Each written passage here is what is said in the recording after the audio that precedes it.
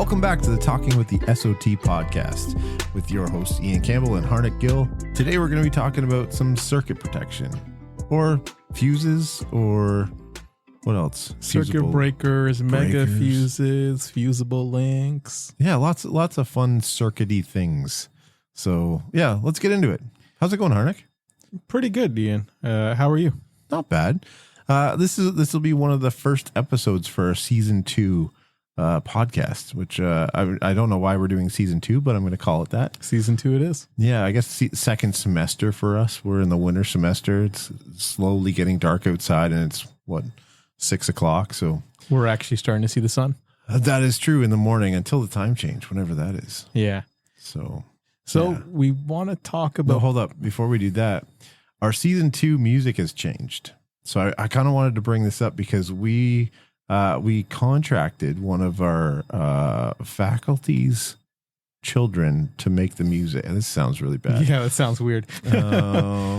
Anyways, we've purchased some music off one of our faculty's family members. Yeah, faculty's family members. And in order to try and help him build a portfolio up. So the new music is that. And I hope you guys are enjoying it because I think it's pretty cool. I think he's done a really good job, and he's trying to get into some prestigious course, I guess you could say, that takes a little bit of effort, and we wanted to support him as much as we can. So help him build the portfolio. Yeah, exactly. Yeah. So Timothy, good luck in your endeavors, and thank you for this pretty cool tune that you can listen to on the intro and outro. And yeah, let's shout out to Tim. All right, so circuits, like what is it? Like, why do we need to protect a circuit? Well, it's ideal the car doesn't go on fire. I mean, fire's fun. Is that what a Firebird is? Oh, yeah. Could be. So if we run, and we've all done this before, where you put a wrench down on the battery, you just lay it down there for a second, and then all of a sudden you get a little bit of a light show. Or it gets really hot. Yeah. Yeah, you can't grab it. Okay, so. Because why, though? Why? Because maybe those listeners don't really understand that. When the battery has 2 posts, right? Yep. Usually.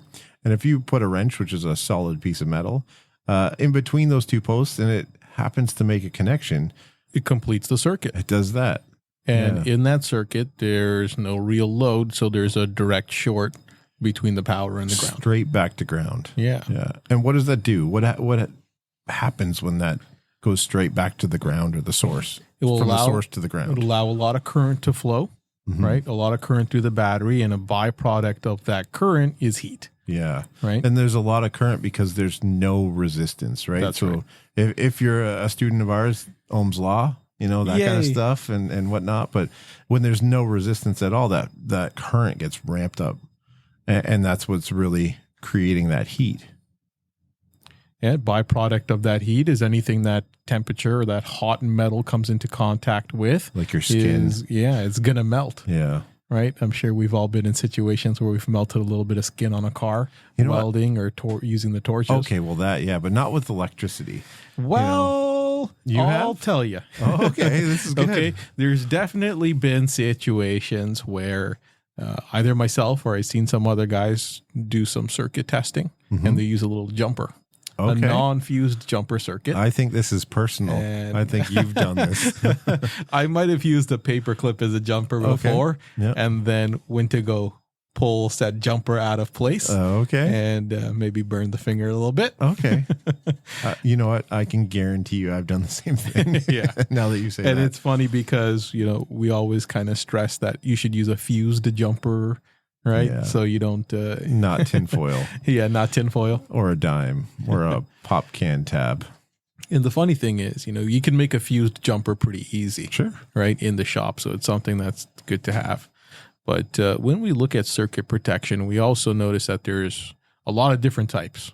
There's not just... Not everything has your standard mini fuse, and now mini fuse. You're young. Standard blade fuse. The funny thing is I was gonna say, mini fuses are kind of dated, and you get these micro fuses. Man, I'm old. They are tiny little things with like barely any legs on them. So there's, we've shifted, and The best part is I've seen cars where they have those little micro fuses, and then they also use the big maxi fuses on some circuits too. Yeah. So with the same rating. Yeah. It's like a 30 amp maxi fuse and a 30 amp micro finishing fuse. up their stock. That's what it is. Like, oh, what do we do with these 40-year-old fuses? How do we get rid of these now? Yeah. So when we look at a fuse, I mean, at the end of the day, when it comes to testing a fuse, Ian, what's your approach? To test a fuse? Yeah. There's a few different ways you can do it. I'm going to go against the norm at the college right now. My favorite tool to test fuses is a test light.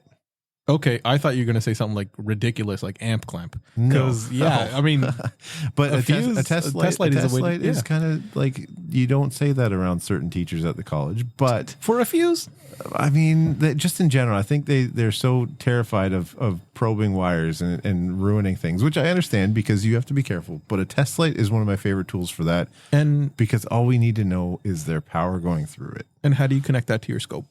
Oh, I don't own a scope. No, very, very true. There's a special connection point. It's a few grand. Anyways, yeah, I really like a test light because you can easily see power on one side, power on the other side. Now that only tests the fuse though, right? But you know what I also like about that as well is if you're using a conventional test light, it also gives you an idea of how much current is flowing through that circuit, agree. right? If it's dim, you know something's off. I was just talking to this recently about somebody who's looking at test lights. And I'm like, don't buy an LED one. Yeah. And they're like, why? And I was like, well, you can't get any gauge. It's either on or off. You know what I mean? With an incandescent bulb or a bulb like that, you can have a dim light. You could have a bright light. You can see what's kind of going on. And it's not accurate whatsoever.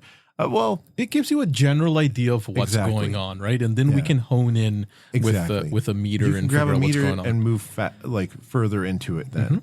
Right. So I really like that quick test light where you can go over all the fuses. And a lot of times you may not have service information up right now. Fuse panels, the boxes may not be printed. So you don't know which one you're looking at right away. So if you're doing a quick diagnostic or the side of the road or something where it's kind of awkward, grab your test light, turn the vehicle on and just go through all the fuses. And do you see anything weird? Yeah. You know what I mean? It's just a very easy, quick check. And sometimes when you're really frustrated trying to diagnose something, I just pull the test light out and do that.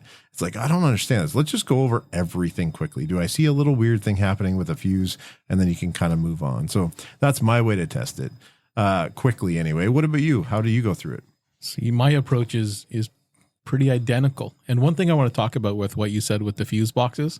So just for anyone who's not sure, sometimes you pull the cover of the fuse box and it tells you this fuse is cigarette lighter and this fuse is stop lamp, and cigarette that's great. Lighter. How old is that? They call it power outlet. There now. we go. So who's the old one, me or you? We keep going backward here. So you do get those, and then you pull the fuse box cover and it just says 1, 2, 3, 4, 5, 6, 7. That's and you're the like, worst. Oh my God. And I can tell you, dealer service information, they kept moving around where they gave us the explanation of what's in the box. So there's been times where I've pulled it up faster on Google than I did in service information, right? And students, if you're listening, don't use Google. But your approach where it's like, okay, well, let's just very quickly use a test light and check over all the fuses. Any fuse that's burnt is a concern. So if I catch it and, this is the one thing is when you're going sort of blind like that, don't stop. Make sure you check all of the fuses. Don't find one burnt and call it a day. Piece, yes. Yeah. So, and then if you're honing in on a circuit, pull up a wiring diagram and away you go, right? That's just the start to check. Exactly. Yeah. But my approach is the same. I'll use a test light, and then, one thing that you have to be careful of, and I've seen students make this mistake, it's like, oh, there's no power on either side of the fuse. Well, that means the circuit's not on. Exactly. So if you're checking a fuse for a power outlet, in some cases you got to go inside the car and push a button to turn the power outlet on. Or have ignition on or something like that. Yeah. And I've had vehicles like your Caravan where they have the power outlet on the C pillar after, like behind the sliding door, and the customer complaint is power outlet doesn't work. And there's a button to turn it on is by the radio, right? So, okay. Yeah, it's on the I know exactly. Yeah, it's on the center console there, and you're like, okay, fixed it, right? So the circuit has to be on, otherwise there's no power going to the fuse. So if you're going to test the fuse with a test light, make sure the circuit is on, whether that means turning a headlight on or... That's a really good point. And don't be afraid to see if you see both sides of the fuse not light up, don't be, oh no, we got something going on. Then, keep moving past that. If we see one side light up and the other side not, burnt fuse. That's where our concern is, right? Yeah. If one's not lit up at all, it still may be the problem, but we have a bigger issue with no power getting to that fuse at all. Exactly. Right. And then you may have connection issues at a connector or power not being provided by a module or another component. Yeah. But just looking at the fuse itself, that's Speaking of which, just looking at the fuse itself, is that a good test? Ooh, you got me. Look, the fact is, a lot of the times, if I pull a fuse out, and the middle of it's gone all black and it's a blue fuse, I mean, it's burnt. You're right. But realistically, that's where the test light method is great because you're loading the circuit. Okay, let's say we don't have a test light. We have a meter. You could use the meter the same way as a test light with a voltage and see if there's 12 volts on both sides or whatever source voltage should be. Yep. What about another way with the meter? Well, you could, if you take the fuse right out of the box and you're unsure, and for some reason you didn't want to use your voltage, you could put it on a continuity test or resistance check and go over each leg. Now, I will caution you, the newer fuses that are so tiny, you're going to have a hard time getting your leads on. Oh, that's true. And then the other thing is we have these things which we call J fuses. That's what Dodge refers to them. Yeah. Cartridge fuses, I believe is the correct term. Which are a pain to test. Are a pain to test, but they're actually not too bad either because one, visually, if they're all burnt inside, it's very obvious, and that's what they're supposed to do, but sometimes it's not that clear. But you pull it out of the box, you flip it upside down, and there's the two legs. Do your continuity test. Now, that's the best way to do those cartridges. Yeah, you have to make sure that you have a continuity through it, and that's a good way to test them if you have that circuit issue on car. Yeah. Take it out, use a continuity tester, see if you have a good ohm reading through it, And if you really don't have a functioning meter, you don't have a test light, and you're stuck, lick it.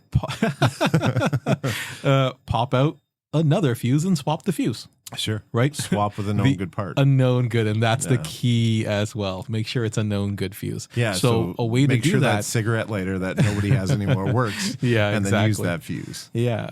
So if you're going to borrow the fuse, for example, for a window switch or something like that, make sure the window switch is working, right? Well, and I would say one more step beyond that. Now, if it's just a quick test, sure, you could have a lighter amp fuse just to see if that's going to work. Yep. But also try and pick a fuse that's got the same rating. Yeah. Right? Because we have a fuse rating for a reason. Yeah. And what's that reason? To sell as many fuses as possible. Yeah. That's what it really comes down to.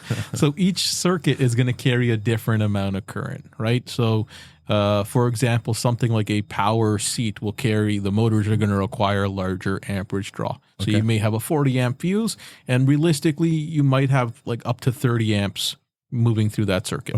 Okay. I think the value is, and I don't know off the top of my head, I want to say 15% of above what that circuit is rated for is what that fuse is going to be able to support. And that's in case that there is a spike that may be part of the normal operation of that circuit, and then anything above that will blow the fuse. So you want to make sure you have the correctly rated fuse. That's a big factor. Yep. The other thing is, if you found a fuse is burnt, you got to ask yourself, why did this fuse blow? That's a good point. And I'll be honest with you, most of the time when I deal with these types of concerns, it's the customers plug something into the cigarette lighter. So for the window fuse? it's for a burnt power outlet fuse. So, everyone's there's a charging dime in the back of it or something. Everyone's charging their phones and they're charging their GPS or whatever it may be, and they bought the cheapest charger that they could find on Amazon, and the fuse is rated for 10 amps or something like that. It's very minimal, right? And this is just a customer I had a little while ago, so it's fresh. And what I did is you grab a 10 amp fuse because you find that one's burnt, and then you grab another 10 amp fuse. You put the known good fuse in, and if it doesn't pop right away, then you don't have a short that's straight currently short there. To ground. Exactly. Yeah. If it doesn't pop. If it does, then you have a short that you need to diagnose. Which can get challenging and a little expensive when it comes to popping fuses. And that's where like little circuit breakers and stuff are great. They are. Yeah. And realistically, if you're working in a shop, you probably have a lot of spare fuses. I used to have a couple trays full of them, organized in each little section, whether it's a micro, standard blade, glass, whatever organized. Like. Yeah, I used to have it all out so that J fuses, all the maxi fuses, so that they'd all be there when ready. And if you needed to go through a few, you had a few extra. There is, last time I went to the dealer, on my bench, someone had a giant bag of just miscellaneous fuses all mixed together. That's how we do it. We don't really. No, I buy a fishing tackle box tray. Oh yeah, yeah, and then as I'm taking them out of the tip-em or whatever was just replaced, the fuse box that you replaced and don't need to send back, I grab all those fuses. Or even you have to send it back. Sometimes you grab a few fuses. They don't like that anymore. They get upset. They? Like, make sure all the fuses are in there. Yeah, because half them aren't bad. Yeah, they're being remanufactured really quickly with nothing wrong. Right. So you want to make sure that you have in that situation, you have another fuse. And this is what I did with the customer car. I put in a 10 amp fuse, didn't blow right away. Then I look at what they had in the power outlet that I unplugged. I plug it back in and the fuse pops right away. Yeah. Okay. Diagnosis complete. And then I even showed the customer that. And they're like, okay. At that point, they can understand that, yes, their little charger is defective. There's not much more for me to do here. Yeah. So that's just a little way of ensuring that you've got down to what the actual fault is. Because if a fuse pops, we got to ask ourselves why. Yeah, for sure. There's something else going on in that system, right? Whether it's overloaded, whether it was, a wiper fuse that the window was iced up and the window, the blades aren't moving at all. Right. So what happened to that to make that fuse blow is a real important question. And I hope you guys, as you're working through stuff, don't just kind of ice over that and throw the fuse in, customer gone, 2 days later they're back. That's just kind of doing a poor job, Yeah. There's a big part of it is, finding also intermittent concerns. Yeah. The amount of times where I've had harnesses that were loose, not routed properly, and then when the customer drives it and goes over bumps, you get your short. I have a good story about that, actually. Yeah. I was working at Hyundai years ago, and we had a Santa Fe that would only blow the fuse for the door locks when it was cold outside. So the customer would hit the door lock, and it would pop. And then summer came around, like it would happen intermittently, and it was probably a 3-year-old car at that point, right? So it was kind of weird. I think they call that SAD, seasonal affective disorder. Okay. Yeah. This car had that for sure. So I had every panel off. I did everything, all this kind of stuff. And so I had eventually put different fuse, like I put an inline fuse for each section of the door locks in the harness. So like I hardwired new fuses in, like where that splice went off to each door, and did all this stuff. And I found which fuse was blowing from there. So I kind of like whittled down the section. So hold on. I think maybe we should talk about what's going on with that splice and how is that affecting? Yeah. So there was one main fuse for all 4 door locks was what's happening. So that fuse protected all the wiring that goes to all the door locks on the car. And then I needed to know which door was the issue. So I went to a splice, which is kind of a junction point where you have one wire that may turn into 4 other wires that are going to different spots. We have 4 different doors on the car. They have 4 different wires going there. So it branches off. Yeah, exactly. So we have different branches in there. So what I did was, instead of just having the one pop every time, I installed new inline fuses on each branch. So parallel circuit, whatever you'd want to call it. And I would put a fuse there and found which one would blow, so I'd know which door to look at or which wiring to trace.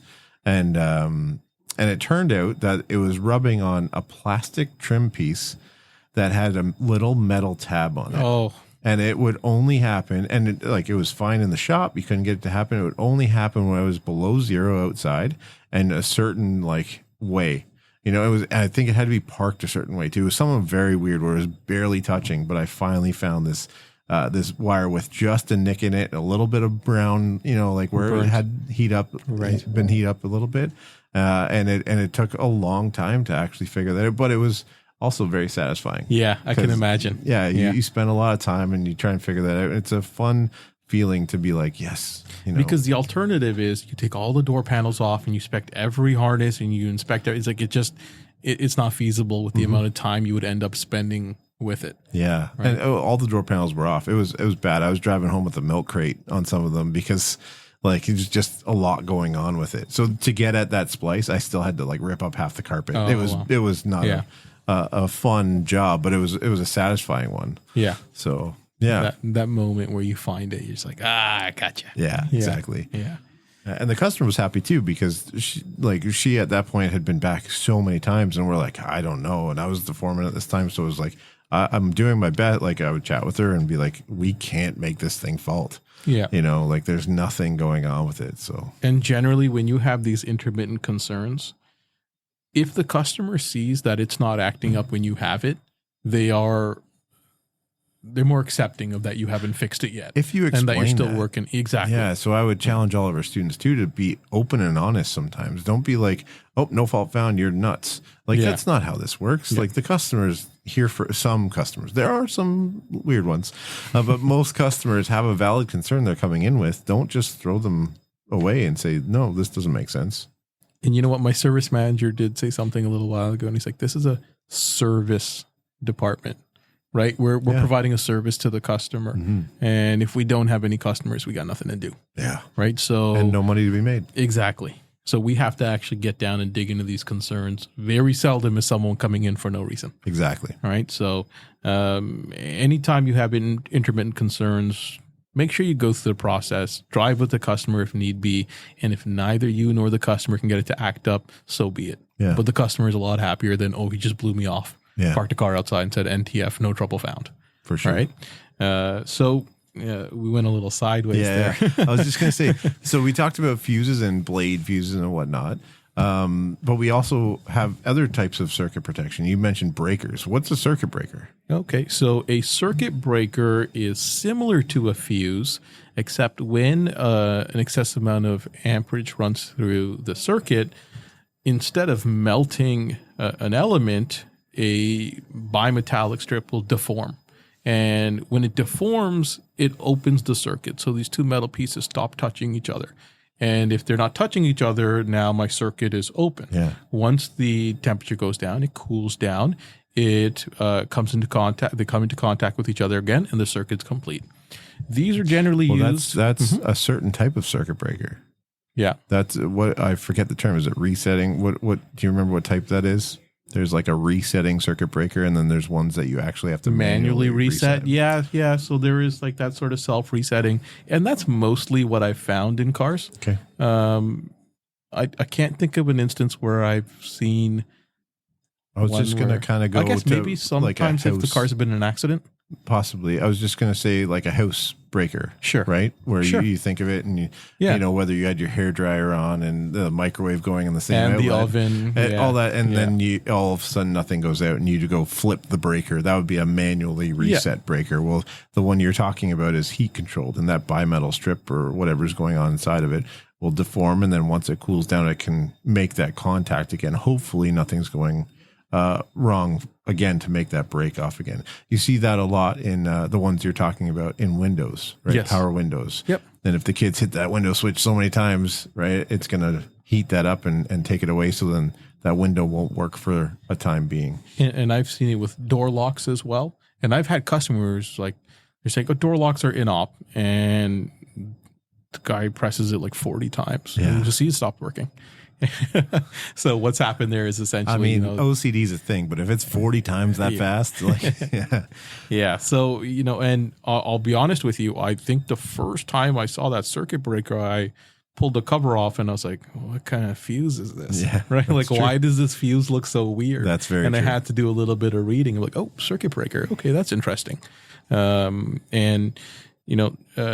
Diagnosis and testing is the same way. If the circuit breaker is functioning correctly, it should conduct current through it. So you can use an ohm meter if you want. You could voltage drop over it, or even now generally you can't get to the legs when it's plugged in, and there's not Depends points how where sketchy you are. If you pop that up a little bit and Just try and yeah. jack it, yeah. yeah, I don't know why this circuit breaker blew. So that's generally where they're used in power seats, power door locks, windows, that type of application. Where if something's moving a lot, like a motor or even windshield wipers sometimes can do that as well. Yeah. Are there any other types of circuit protection? Well, we were talking about one earlier today. There's a fusible link. Fusible link. Yeah, which is never on any cars anymore, right? And Harnek proved me wrong earlier. So yeah, well, maybe we didn't confirm. That's true. That's true. We'll not look it as up after. common as it used to be, though. It's not as common. I agree with that. So what a fusible link is essentially an inline fuse, and it's in the wire or cable itself. It's not just an inline fuse. It's in the wire. That's what you need to think. So like it's in the cable or part of the cable or the wire. Generally, it is used on something like a battery cable that's going to carry more current. Not really something that's going to be used on a tiny 18 gauge wire or something like that. And if you've worked on any of those Ford Econoline vans, you've probably replaced some. Oh yeah, are they common? The 80s Econolines had fusible links for 80s Econolines. I mean, all right, listeners, if you're working on those 80s Econolines. Listen, Jason D'Amico will be very happy I said that. We saw a early 90s Safari van today, and he nearly chased it down the road. That's his wheelhouse, isn't it? Yeah. I worked on those. Hey, where do you service your car? He's going to be so happy we're talking about him on the podcast. It's like, just have me on again. Yeah, we'll get him back. For sure. Yeah. For sure. So these fusible links are inline, and essentially what's done is you have a thinner gauge wire for the fusible link that can't carry the same amount of current as the rest of the cable. So if I run into a short where the current running through the wire is extremely high because resistance is low, that section of cable is actually going to melt. Okay, and the way you diagnose if you want to do a visual inspection of a fusible link, it can be done. The plastic coating over the wire becomes stretchy. So that's it. Yeah, you pull on it and you can find that something is wrong. Alternatively, you can test it just like a conventional wire, and you could do a voltage drop, or you could do a resistance test over that wire. And if it's blown, you'll have a value like your meter will show OL, right? And if it's good, you will test like a traditionally good wire. Sure. Very little resistance over the cable. Yeah. Yeah. Or just check for power at the circuit beyond that. Absolutely. Right. So test light again, or meter. Yeah. Right. So I had a conversation with some of the students today, and because you're teaching alternators, right? And a lot of alternators used to have. These were random students I found in the lab, and I just kind of started teaching them for no reason. Oh, really? So that was my lab. Yeah, that was your class. You taught them the complete opposite course. Well, when you're balancing a tire, you also want to think a little bit about circuit protection. Okay. I see the connection. I see the connection for sure. I don't.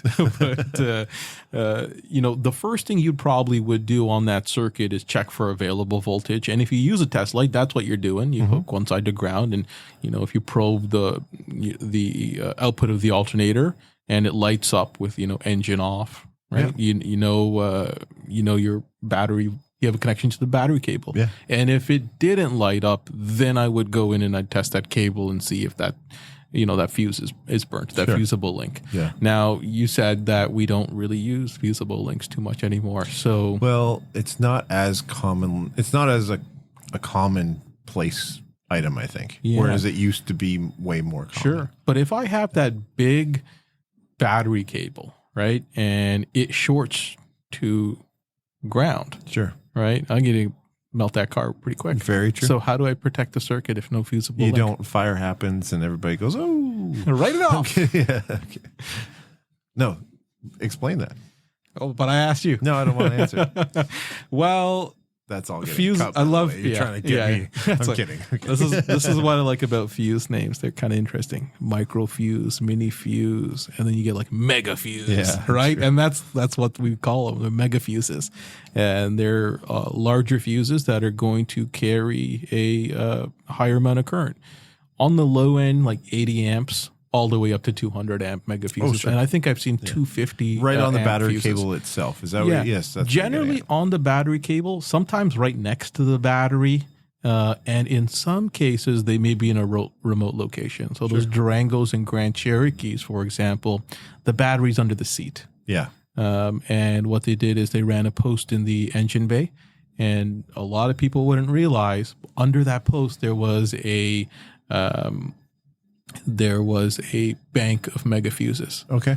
Now the downside is you blow one, you can't replace individually each one. Oh wow! You have to replace the whole. You have to replace the whole shebang. Mm-hmm. Okay, but there are some mega fuses that are individually serviceable as well, and the one I did most recently could be serviced individually. Okay. So the cost. Why would that fuse blow? So what happens is the guy says, I don't need a mechanic. I know what I'm doing. And he takes his booster cables and he connects them every which way. Yeah. And after that, it becomes a no start. Okay, because he did what? He shorted the circuit. By connecting the booster backwards, right? Yep. Yeah. So if you connect ground to positive and positive to ground, you've done some bad stuff. Yeah. Well, I'll roll it over to one of our shops and we'll take care of it. Yeah. Right. So, the other thing, done some real bad stuff with that. So, that's the benefit of if that mega fuse is right there, then it protects the circuit, right? Sure. Circuit protection. But if you're listening and you need to boost a car, just be careful. Yeah. And you know what? I'll caution you. A lot of vehicles today don't want you to connect the jumper cables or booster pack directly at the battery, especially if the mega fuses are on that post. Mm-hmm. Your vehicle, the GMC Acadia. Yeah. I know with those, what was happening was people would boost right at the battery, and the way they connected it, maybe they connected too close to the mega fuse. Sure. And it would blow the mega fuse for the power steering, for the electronic power steering. Oh, really? Yeah. So like you can go online. There's a bunch of forums. Yeah. Boosted car power steering doesn't work, and it's blowing the mega fuse. Yeah. So I've seen that on some of the Dodge Rams too, where what happened, whether it was boosted backwards or something similar, and that power steering fuse for whatever reason would go. And I remember one apprentice had a real tough time because it just kept blowing for some reason. I think he was boosting it wrong. Oh, yeah. Yeah. So you have to be careful with some. And those are expensive. Those fuses can get quite pricey. Yeah. I mean, on average, I see them go for like $120. Yeah. That's a lot of money for a screw up. Yeah. You know what? I had a student. Hi, David. Who... He brought in a mega fuse. Okay. And I was like, well, this is interesting. And we had been discussing it, and he made a little mistake where he was prying on something, too close to the terminals. And he accidentally broke the mega fuse. Okay. Yeah. I'd never seen it before. You could actually pull like the two legs apart from each other. So, we have to be careful with servicing this stuff. Now, he was lucky. I think it was maybe like a $20, $30 mega fuse, but they can get up there in price. And you know what happens as soon as you start getting into German cars and the luxury cars, it's probably the same fuse, right? It does the same job, but you got to pay the luxury tax. I mean, just use some tinfoil. A little bit of tinfoil. Yeah, 10 amp, one strand, 20 amp, two strands, 50 amp, 5 folded together. Oh, sounds like you've got a good system. No, please don't do that. That's bad. Only for testing purposes. Yeah, when the car melts, you'll know. I have a story about car melting. Oh yeah, yeah. We had this was like 2000. So year 2000. It was a 1989 Grand Am. Okay. It was a student that owned it, a high school student that just put some subs in his car. As you do. Yeah. So he brought it into. I was working at Canadian Tire at the time. He brought it in for a front end issue. So I think it needs some tie rods. So the front end tech goes over, kicks the hoist under the pinch weld, as you do back then. It was one of those center beam posts, that were pretty easy to set up. And those cars also super rotted out. Oh too. Yeah, it didn't. Well, anyways. Yeah. So he kicks the hoist under. It doesn't really take a look, but he knows he's on the pinch because it was pretty easy to tell back then. There was no weird. No paneling or anything like that. Trim no that would hidden. Exactly. Yeah. So kicks it under, puts it up in the air, does his front end check, writes up the car for a couple tie rods, and then goes home. The next day, we were all told not to come to work because there was smoke throughout the shop. And we're like, what is happening here? Like, why don't I go to work? We decided to roll up together anyway. And if they told me don't, I would have just like, woohoo, day off. No questions I lived asked. like 2 seconds away. So I just had to roll over, and I'm like, why are there fire trucks everywhere? Well, guess what? That car that he kicked the hoist under had a power wire for the new subs that the student put in that ran along the pinch weld. He zip tied the power wire to the pinch weld. Well, when he did this, he didn't use the circuit protection that we're talking about very well. He put the fuse at the amp in the trunk. Okay. So if anybody's done any stereo or accessories, you should have that fuse no more than 6 inches away from the battery post, right? You want it as close to the terminal as possible so that it can protect as much of that circuit as possible. And this guy decided to do a little different. So he put it at the back, and what happened was overnight, that pinched positive wire against the frame of the vehicle, which is a ground, decided to spark and ignite and burnt the car to a crisp. Oof. So 2 weeks later, we all got our tools polished from the insurance company, and the smoke finally left the shop enough for us to work in, and we were back at it. Now, did you actually see that car? Yeah, it was burnt to a crisp. Wow. Yeah. It was pretty interesting. That car actually was like left out back for a long time for the guy to look at all. They're like, this is a reminder for all of you. Stare at this and think about it every single day. Exactly. So also, like, public safety announcement. Yeah. Like, look where you're setting up the hoist. Like, Yeah. if this guy had just looked underneath and saw that cable, he would have been like, wait a minute. That's not a good idea. And a lot of time when we get into circuit protection, like blown fuses or something that hasn't been protected, it's often the guy's installed something and he hasn't, done it quite right. He's got no idea how to wire something in, but he did it anyways because his uncle's a mechanic. Exactly. Yeah. Therefore, I'm qualified. Yeah. All right, Harnek, is there anything else we're missing when we talk about circuits? Well, sometimes I look at a wiring diagram for a brake light bulb or something, and I notice the power circuit doesn't have any fuse. So what happens if that shorts? Does the car go on fire? Hold on. What do you mean the power circuit for that? Like, doesn't a light have to have a fuse? Yeah, that's what I'm wondering. So can you kind of explain the circuit to me then? I'm not sure if I'm getting Let's that. take it. Okay, so maybe you have something like a brake switch, and the brake switch sends a signal to a BCM, and then that BCM turns on a driver and feeds power to that bulb. What do you mean by driver? A driver is something essentially that is going to direct current flow or power to that circuit. Gotcha. Oh, I get that. So like a high side driver if you're a Chrysler tech. Sure. Okay. I knew exactly what you meant. I was just trying to get it out of you. Yeah. So if what you're saying is we have a high side driver and then we have a loop back and it's grounded, or it's straight to ground at that point because the ground would be by the taillight. Yeah, it's probably a body ground or something like that. And you're saying there's no fuse on that circuit There's at all? no fuse on that circuit. Because the wire comes straight out of the BCM, goes to the taillight. Yeah. Taillight to ground. Yeah. Okay. So how do I protect that circuit? What if that circuit rubs against the body panel? Can it melt my car?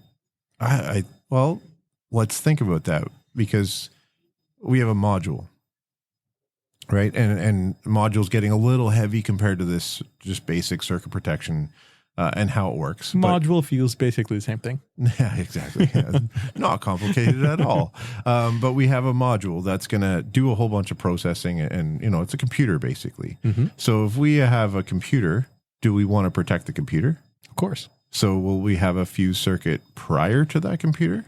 So the fuse is going to be for the module itself. Yeah, and then if we have to protect that module because there's a short to ground or something along that line on that power wire, we have another thing that may blow. Yeah. Right? So I don't think it will directly get back to that battery, cause that short to ground and have a 1989 Grand Am fire.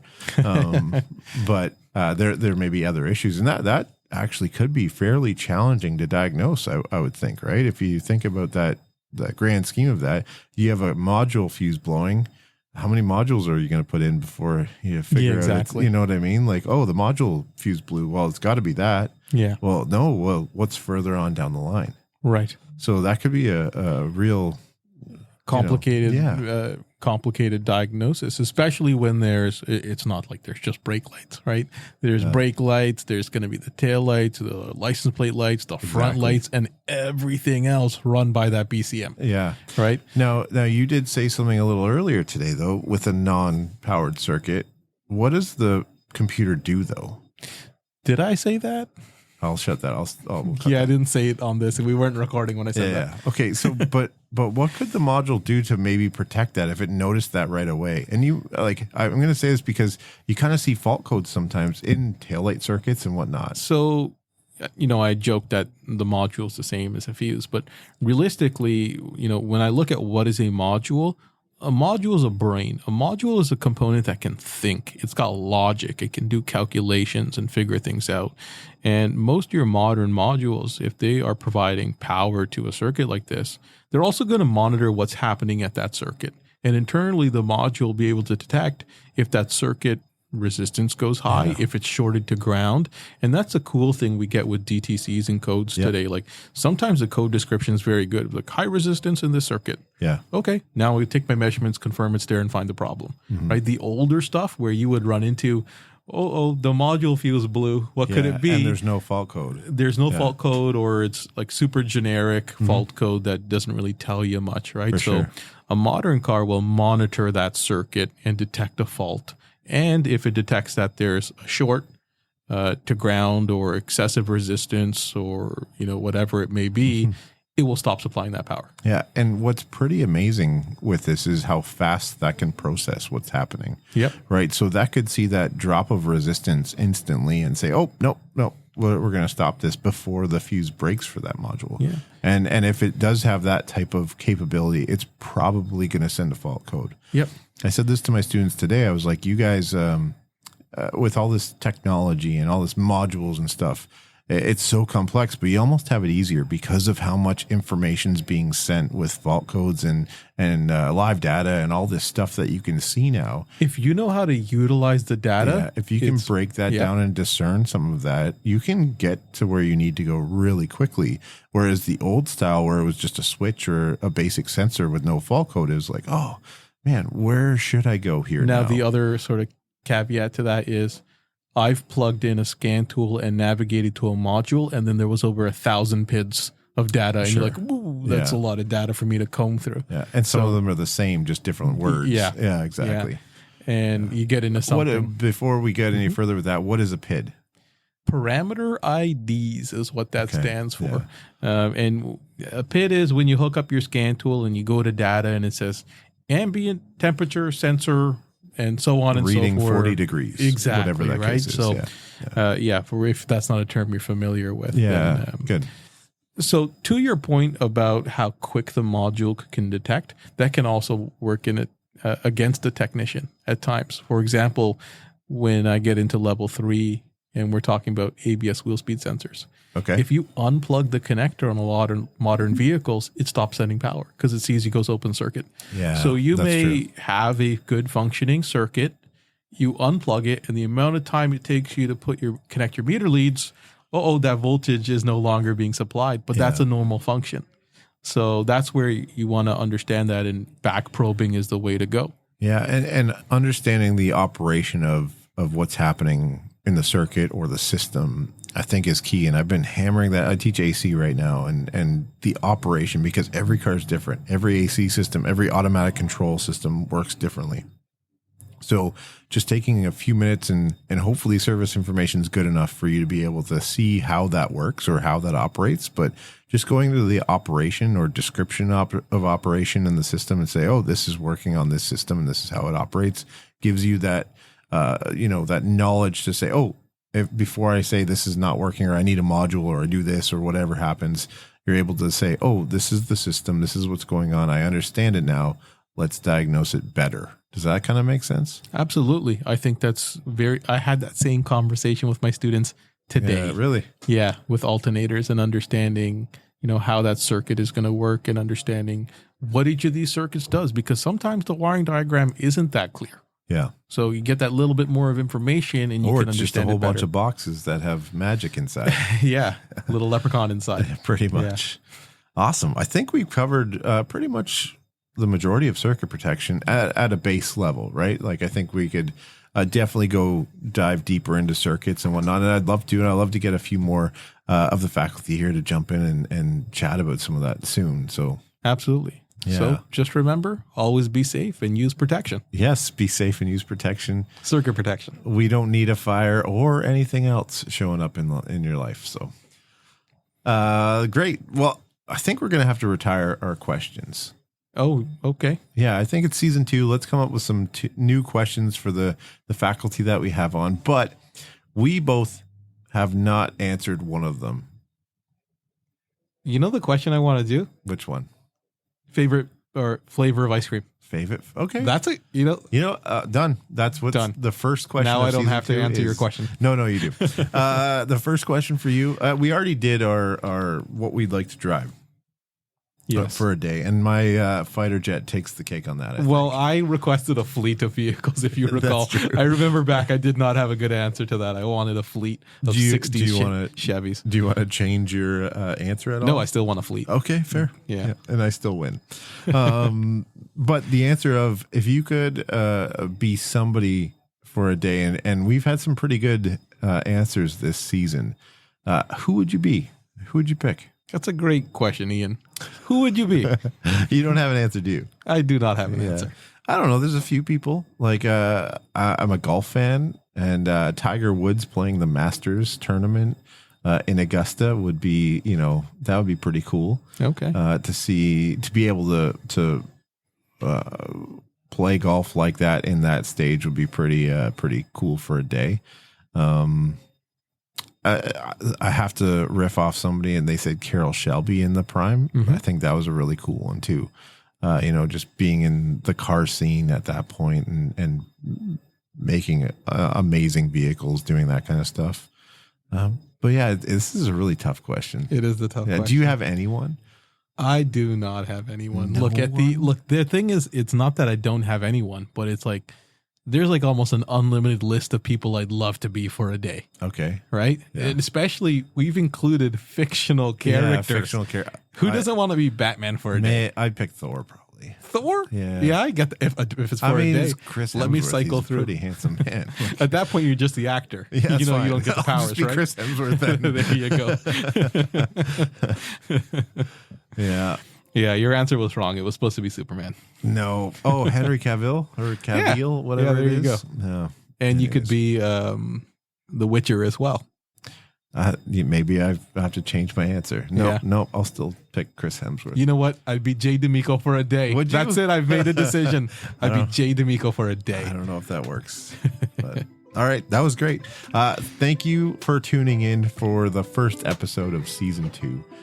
We look forward to hearing from you guys. If you have any questions, comments, or topics, requests of people that you'd like to have on, please email us. That email will be in the description. And until next time, I think we already have an ending for this. You're going to say something? I was going to say, or chase us down the halls as we get more than emails. Usually there's someone yelling us down the halls. That's very You should true. have D'Amico on more. Yeah. Why don't you guys talk about CAN bus? Yeah, that's true. That's our next one. We got to get CAN bus. This has been the Talking with SOT podcast with Harnek Gill and Ian Campbell. Thanks for listening.